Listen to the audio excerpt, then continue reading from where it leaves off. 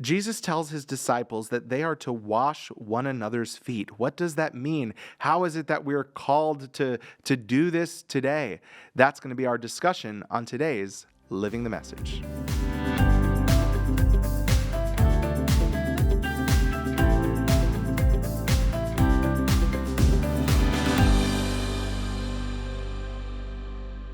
Hey, this is Living the Message, where we discuss how the message of Christ might dwell among us richly. I'm Pastor Eric Targe, and I'm here with Senior Pastor of the Moody Church, Philip Miller. Hey, Philip. Hey, Eric. How are you? I am doing well. I'm excited today to talk about feet. I know that makes me sound creepy. It does, actually. But no. So today we're looking at, it's John 13, right? Right. So John 13 is the passage when Jesus washes the disciples' feet. He washes the disciples' feet, and we talk all about service. Because this past week, we as a church looked at that passage and saw its implications for service. And That's right. I want to start us off with just a quick question, because this is one of the things that Jesus says, like at the Last Supper, right? Yep. It's Last Supper. He says, do this for one another. And that can breed some confusion on this whole issue, right? So there's some groups that, they wash each other's feet periodically. They consider it maybe even an ordinance. And there are churches like us that have occasionally done this. Like for certain services, we've done like foot washing. Can you just tell us, what do you think are some of the potential benefits and drawbacks of actually practicing like literal foot washing? Yeah, well, so the question is, what is Jesus trying to get at when he says, do this for one another, right? As I have done this for you, do it for one another. And it's interesting, like Jesus says, like, here's baptism, go into all the world, baptize, right? And then whenever you eat and drink, like, do this in remembrance of me with communion, right? So we know those are like perpetual, ongoing signs of the, that we're supposed to exercise as a church. We do it the way he told us to. Yeah. So they're ongoing, repetitive things. The question is, what exactly does this foot washing, what is it about? And I would argue that it's illustrative of the principle that Jesus is saying, which is, I'm here to serve. I'm here to become servant of all. I'm here to demonstrate my love for you. It's interesting, Jesus only did this once, right? And he uses it as a model, I think, pointing to the cross the next day of the kind of cleansing work that he's going to do on behalf of the disciples. That's why he says to Peter, unless you let me wash you, you can have no part in me, which is, of course, that statement, if it's just about feet, makes no sense. But if it's about his whole soul and his life being cleansed and purified and washed by the blood of Christ on the cross, that is what it means to have a part in the life of Jesus. Then that starts to make sense, right? And so I think it's a symbol, and I think the command of Jesus is bigger than foot washing. Foot washing is an illustration, a sign of what he means, but his command is much broader. The command is, love one another as I have loved you. You are to love one another. And so foot washing is symbolic of the kind of life that we're supposed to live, which is one of to become servant of all. As Jesus will say elsewhere, if you want to be great in the kingdom of heaven, you must become the servant of all. For the Son of Man came not to be served, but to serve and to give his life as a ransom for many. So that's our template. I think that's the call. And so it's bigger than just, hey, wash a foot one time, check the box, or even we'll wash the foot a bunch of times, check the box. It's a broader lifestyle of self-giving service in love for one another. Are there benefits of actually doing it the literal way, though? I think so, because even today, so in Jesus' day, foot washing was super gross, right? Oh, yeah. They're on manure-covered streets with wearing sandals, open-toed sandals in the desert. So when you're probably without nail clippers either, so it's getting all in there. Right, and so we already know all the gross things about feet and fungus and toenails and all that stuff now. Totally. And just imagine when you have feet that are caked with desert mud and I don't even want to think about and sand, and then they come in contact with wet manure, and just going to keep going. It's just disgusting, right? And that's why the lowest of the low slave even within slavery, most slaves didn't have to wash feet. It was the lower rung slaves without tenure and all that kind of stuff that had to do it.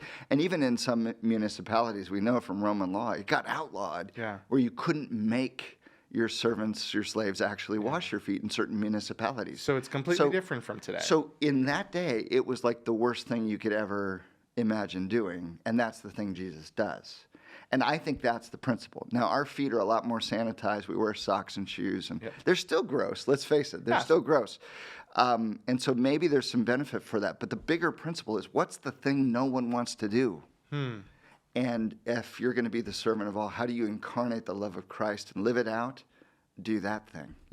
Every group of people has a tier, like a list of things that nobody wants to do, right? Yeah. And I would say, think about that. In your family, what's the thing, what's the chore, what's the thing no one wants to do in your family? So be imaginative with me for a moment. Let's say Jesus came today and the 12 disciples were today. Like, this isn't second coming, this is first coming. Right. He waited 2,000 years more, right? What do you think he would do instead of washing today? Feet? What would the modern equivalent? Is there one? Well, there's probably a lot of things we could think about. I think you think about it by culture, right?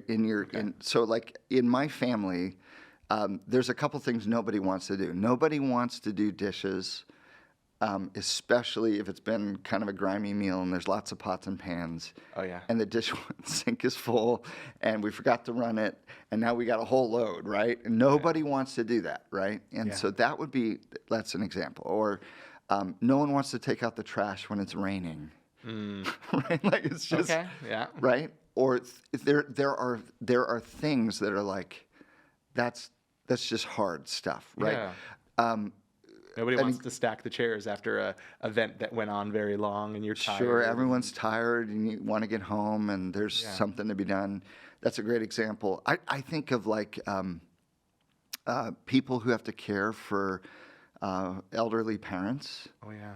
Or aging folks, and maybe bring them into their house, and the kinds of care that is needed for just bodily functions and just taking care of people. I think sometimes it's a very that's a very sacrificial thing, right? Nobody sees it, nobody knows about it.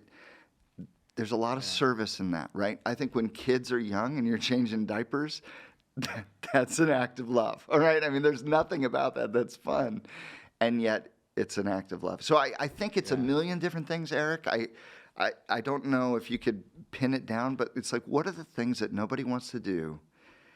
And then those are the things we're called to do in love, to grow into people of love. That's by the power of the Spirit. We've been so loved by Jesus. He served us in every way, and now we're called to extend that same love, overflow that same love to others. We all face those, right? We all have those situations where it's I don't want to change the diaper, I don't want to do the dishes, I don't want to do that difficult thing. Do you have any examples, personally, of people that are hard to love, or ways to love that have been especially hard for you, and how you kind of overcame that, or maybe someone else? I'm curious. Well, let me brag on my wife for a moment. So okay, that's a good thing too. We had this. So we have a little neighborhood. There's 12 little townhouses around this little courtyard. Yeah. And we all share that courtyard. It's got some grass, a couple bushes and trees and that sort of thing. And so, and you're not supposed to let your dogs out there, right? But sometimes people, they do, and they're supposed to be on leashes, and sometimes people don't put the leashes on, right? And they're not supposed to, do their business in the grass, and yet they do, and you're supposed to pick it up, and yet sometimes people don't, right? And so we had a situation in our little neighborhood where somebody was routinely letting their dog out, and it was doing its business on the grass and leaving little landmines for just out there, right? And kids were running through the grass, and they would step on it, and then they'd track it in the houses. In the whole neighborhood, we have a little text group. Who did this? Somebody got to, and so everyone's just getting mad, right, over this, and sending pictures of it. That's what you want on your phone. And it's sort of like this social pressure, whoever this is, stop it, right? Mm-hmm. And it went on for a few days, and I'm just I'm walking by it every day. I'm and I'm mad, right? This guy's got to clean it up. Of course. And I came home one day, and my wife was out in the grass with a trash bag, like, around her hand, and she was picking it up and throwing it away. And you guys don't even have a dog. It's not even our dog. She's allergic to dogs. Wow. And I'm like, why are you doing that? Yeah. Like, this is their problem. This is their mess. Like, you should not be doing this. And she's like, I just feel like someone's got to just take care of this. Like, it's not going to go away.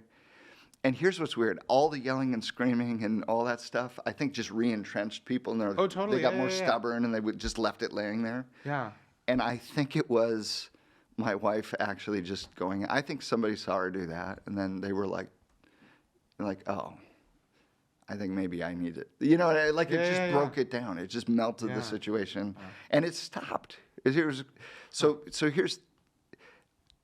My wife's a great person. I would never have done that, right? Yeah. But she served our whole community in love, quietly, didn't make a show of it. She just went quietly and did it. And it changed the moment, right? It changed the whole community, and I think melted out the stalemate, right? Yeah. And that is a beautiful thing, right? Yeah. But it's such a Jesus moment. Yeah. And you just see Christ in her in that moment, and you just go, wow, why didn't I do that? Well, I know why you didn't. But that's because it was unjust. It was unjust. You shouldn't have to do that. I didn't get a dog. I didn't make this mess. I wouldn't have done that. And it's like, it's a battle with our ego, right? Yep, totally. Because our ego is telling me, like, I don't know, that's not my dog. It's not my problem. It's his. Right. And I'm just here to complain. And I feel like that comes up with so many of our service issues, that we're constantly in battle with our ego. It's not my job to wash his feet. That's gross. It's not my job to do the dishes or change the diaper. What advice might you give for that battle of warring with the ego when we're trying to serve? Well, it is a battle, isn't it? Yeah. So Paul will say, put off the old man, put on the new man, die to self, live to Christ. Don't walk in the flesh, but walk by the Spirit, right? So each one of those commands has that polarity of in other words, our obedience comes out of a choice, out of a battle, out of a struggle between two ways to live. And I can continue to live in the ways of the world, in the patterns of my flesh, letting my ego run rampant, letting my selfishness take hold, following what I want to do, right? Or I can yield to the life of Christ, which is in me by the power of the Spirit. It's been planted deep down in me, and Christ is being formed in me if I allow it. If I say yes to the Spirit, if I walk by the Spirit, if I acknowledge, surrender, submit to the Spirit, the Christ will be formed in me so that his fruit is born on my life, right? Yeah. And so there is a decision in our obedience of which way are we going to go. Yeah. And I think it is a struggle. And I think we come to that tipping point of a decision of am I going to serve? Yeah. Am I going to give myself away in love? Am I going to choose the selfless, sacrificial path? Am I going to serve one another in love just as I have been loved and served by Christ, right? If his love has its way in my heart, it will issue out in a life of love for others. Yeah. And so either I yield to that or I resist that. And I think that is how that's supposed to feel. Yeah. We're supposed to feel the tension of that struggle and then say, help me, Lord Jesus. I want to act in a way that reflects you, that extends what you've already given me. I have been so loved and served. Now let me love and serve. And then walk in obedience and trust that the Holy Spirit is going to empower me as I go and act. And I think that's how it's supposed to feel. And slowly over time, you build new pathways, right? Yeah. You've got old habits that are I just look after me and I do what I want and that's my instinct. I just think about myself. Or to start following the way of Jesus, and then slowly that becomes an actual pattern. Yeah. And I think it can get to the point where it's almost reflexive. We've been so formed into people of love that Christ is so richly dwelling within us that we actually begin to have the desires of his heart, and we see the world with the compassion that he sees it. And we see around us people that need love and care, and we see dirty feet, and we go, I'll go take care of that. And it's not a big deal anymore. Yeah. But it's now part of who we are. And I think that's a beautiful vision of what Christ wants to do in our life. And I think through small acts of obedience, we can slowly get there. Yeah. Yeah. The ego is such a difficult thing to navigate, because I feel like on this one side, the ego will stop us from serving because we feel like, oh, it's gonna kill my pride. And then in other times, the ego actually causes us to serve because we want to build it. And so like we had a question that came in from Diane, and just as a reminder to everyone, you can submit your questions to livingthemessage@moodychurch.org or text them in at 312-682-1888. But Diane asks a question about how do we know when our soul, when our ego is actually driving us to do good with a misguided approach. Yeah. So like we're trying to look good or earn something. Like, how do you balance that out? Because there are people, right, who might do the dishes, wash feet, change a diaper, pick up the poop with the goal of saying, hey, look at me. Like, you know, look like at me. I'm doing this, you should be doing it. Like, there can be a passive aggression, or there can even be a, like, look how great I am. And that actually only makes you worse on a soul level. Yeah. Right? And How do you war against that? Yeah, so Jesus calls that hypocrisy, right? In the Sermon on the Mount, he says when you pray in order to be seen, when you give in order to be seen, when you fast in order to be seen, it actually destroys the value of the spiritual activity, right? Because what I'm doing is I'm doing good in order to build my ego so that I might have a reputation before other people, which is my idol. That's what I care about. I'm actually worshiping my own ego and my own self-righteousness and the way I appear before other people. And so my service isn't for God. It's for me, ultimately. Right? And so actually, and what that does is that actually, we talk about service as a way to die to yourself, to like die to your ego, to like, right? And live for Christ. But in this case, it actually inflames my ego as I serve because I'm doing it to be seen. Yeah. So it actually is the opposite effect on my soul. Yeah. Right?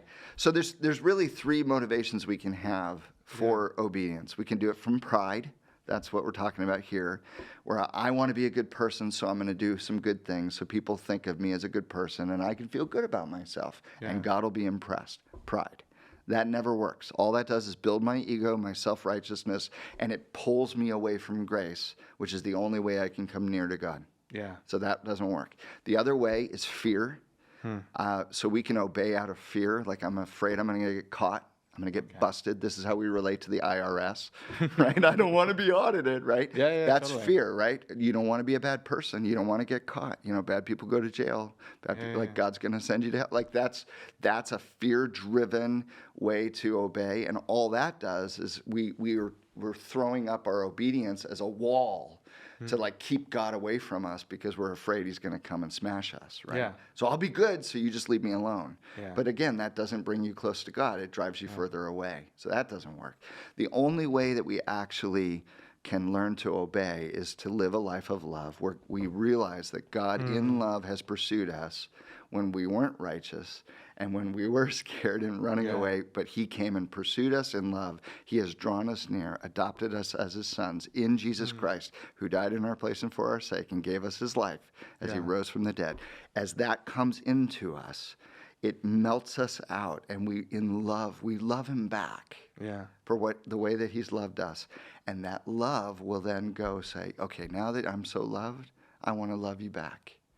And then that looks like obedience. And that actually is an obedience that brings you close, you see. Yeah.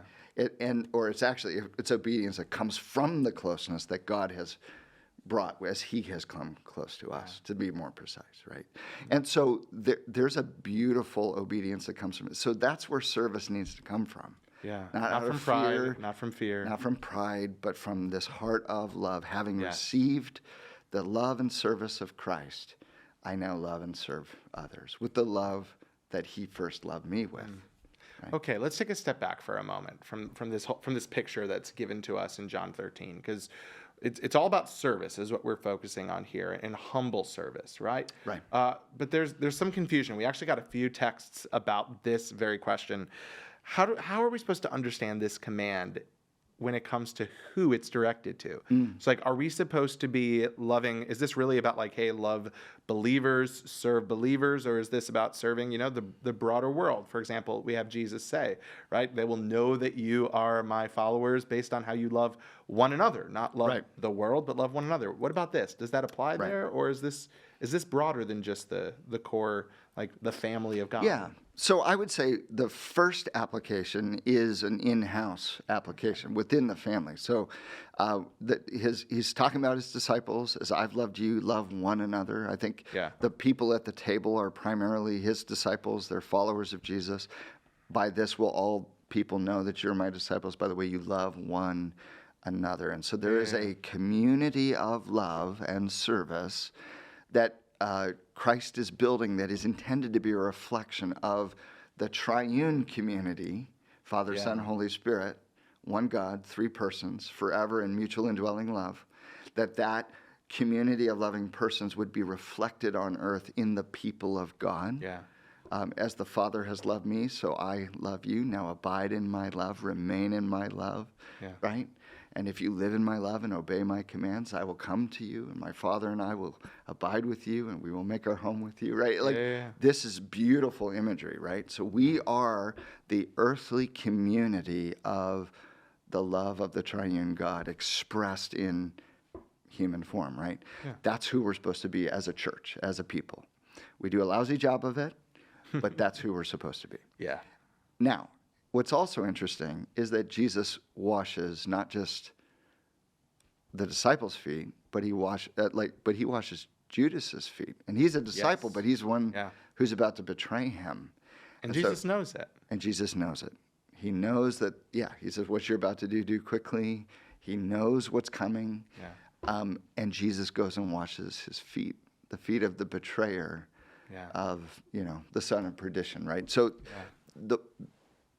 So Jesus lavishes his love not just on those who will reciprocate and those who are in the family and those who belong to him forever, but he lavishes his love on those who are not, right? And those who are going to hurt him and betray him. Like, I just think that speaks so much to those who say, well, if I do this good thing, it's like throwing my pearls before swine, right? Like, I've heard people say things like that it's not worth it to help them. They're not even going to honor it. They're not going to, they won't see the value in it. And when you bring out Judas there, it's quite a challenge. Yeah, so I would say that the primary command is to love one another. It's an in-family command. It's the trait that is to typify the community of the Spirit that Christ has brought to himself. That's the primary application. However, our love is to be contagious. It is to be lavish. It is to be reckless. It is to be pursuing the lost around us. And so I think there is a cascading effect of this, that it is a love that we share and that is a love that we give.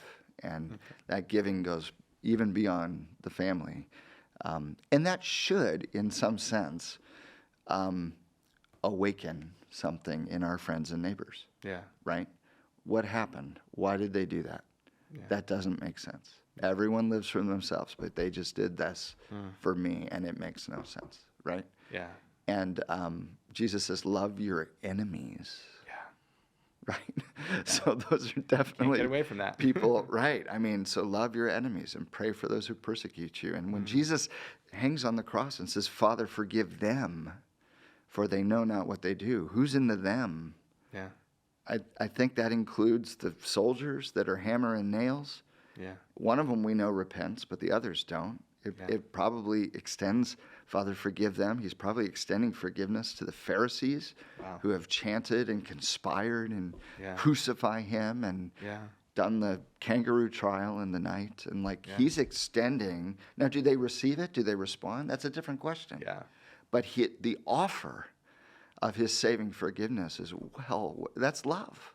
He's serving in love a world that's rejecting him as he dies. That's amazing to me. Wow. Okay, you've convinced me. I should serve. No, but there are probably some who Yeah. are saying, okay, you know what? I see this. I'm not doing this. I'm not living the way Christ has told me to. I'm not serving those in the body or outside the body of Christ. Where do we start? Yeah, I would start small and start deliberately. Small and deliberate. Unpack that for me Start quickly. small, start deliberately. Yeah, like any new habit, it's going to take some time to figure out a new rhythm, right? If you want to start working out, if you want to start reading, if you want to start dieting, if you want to start any new thing, it's going to take some intentionality. Yeah. And I would say do something small, right? So I would say find something once a month. Find a volunteer activity. If you can't figure it out on your own, there's every day you've got opportunities to serve, Yeah. right? You can ask the Lord in the morning, Lord, help me to find a way to serve someone today. Yeah. And just look for it. Be creative. And maybe it's buying somebody lunch or picking up some trash or just It's going to be snowing soon before we know it in shoveling Chicago. snow, Shoveling. whatever. There's lots of ways to serve others. Yeah. But sometimes we need a little bit. We need training wheels, right? Yeah. And so that's a lot of what we do as a church, right? We have all kinds of volunteer opportunities at the church that are curated. They're easy to step into. We'll train you. We'll give you the tools you need. Yeah. If you commit to once a month, we can work with that, right? And it's like training wheels. It's like eventually you take them off and you can ride on your own because you find your balance, right? Yeah. But let's get you started. Let's get you on the right path. And so let's get you into a scenario where you got people around you that you can love and serve. And so there's just little ways like even just showing up and singing in the choir.